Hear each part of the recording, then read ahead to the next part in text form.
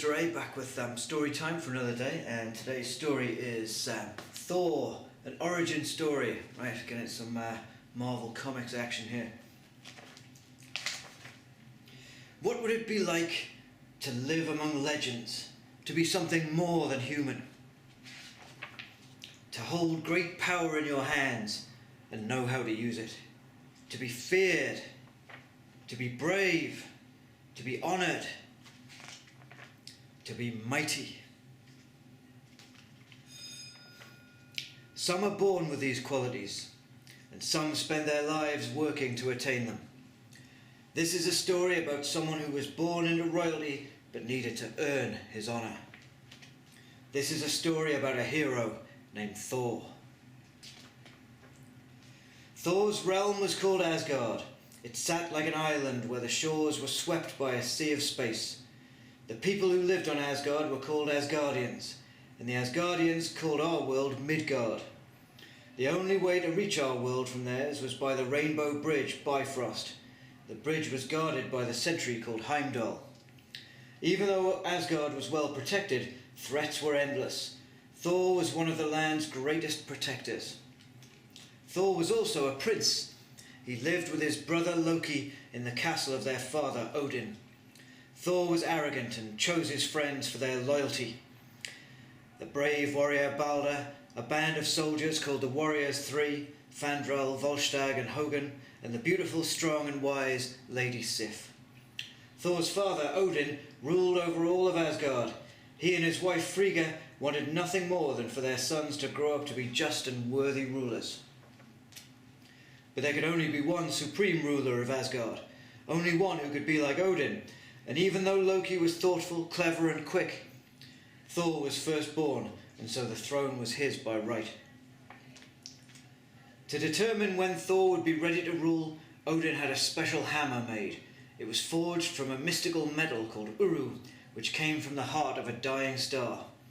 The hammer was named Mjolnir, and it held great power. But no one would be able to lift the hammer unless he or she was worthy, and the hammer was immovable to Thor, even though he tried quite a lot. Still, Odin's actions made it clear. The hammer was meant for his firstborn son and no one else. Even so, proving worthy of Mjolnir was not an easy task. Thor spent nearly every moment trying to earn his right to hold the hammer. He performed amazing acts of bravery. He was honoured for his acts of nobility. He demonstrated feats of great strength and honour. With every great achievement, Thor attempted once more to pick up Mjolnir. It seemed as if he would never raise the hammer more than a few centimetres from the ground, until one day he did. Thor had proven himself worthy of his weapon, and he used it well. When he threw the hammer, it always returned to him. When he twirled it by its handle, he could soar like a winged beast. And when he slammed it twice upon the ground, he could summon all the power of lightning, rain and thunder. In fact, with his hammer in hand, there was little Thor could not do. And he knew it. Odin wanted Thor to be a great warrior, and he had become one. He wanted him to earn the respect of Asgard. He had it. But Thor began to let the power go to his head, and Odin was not happy. In fact, he had grown quite angry with his son. Odin called Thor to his throne room. Thor knew that something was wrong. His father rarely summoned him in such a harsh tone. Thor was sure that his jealous brother Loki had spun some lie to get him into trouble. But nothing could have been further from Thor's mind than what Odin had to say to him. Odin told Thor that he was his favoured son. He told him that he was brave beyond compare, and noble as a prince must be. He told him that his strength was legendary, and that he was the best warrior in the kingdom.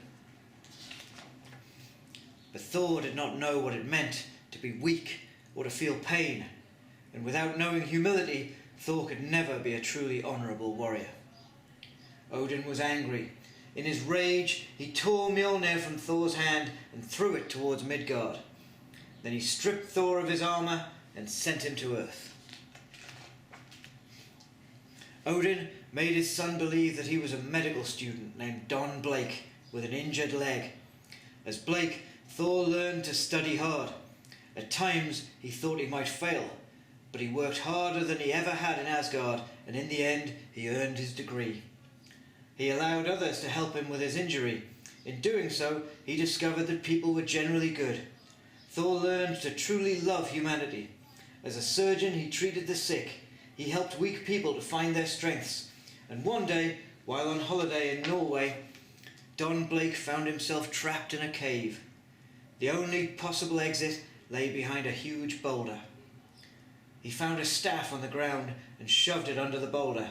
He tried with all his might to move the rock. He pushed and he pushed. Nothing happened. Don was so angry that he took the staff and struck it on the ground.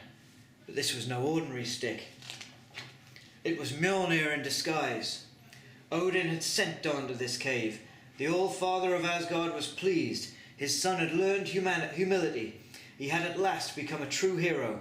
He had become human in spirit, but still, now and forever, he was the Mighty Thor. Alright, cool. Hope you enjoyed that. And interesting, it's a bit of a departure from what you might have seen in the Marvel Cinematic Universe. Okay, no mention of Don Blake in that. But yeah, that is Thor's original kind of alter ego in the comics, which date back to 1962. It started with Don Blake finding out that he is in fact Thor, and then you don't find out until later on actually that all this stuff happened in the past. So there you go. That's enough history lesson about Marvel Comics for you there. Have a great day, everybody. I'll be back again tomorrow with another story. Take care.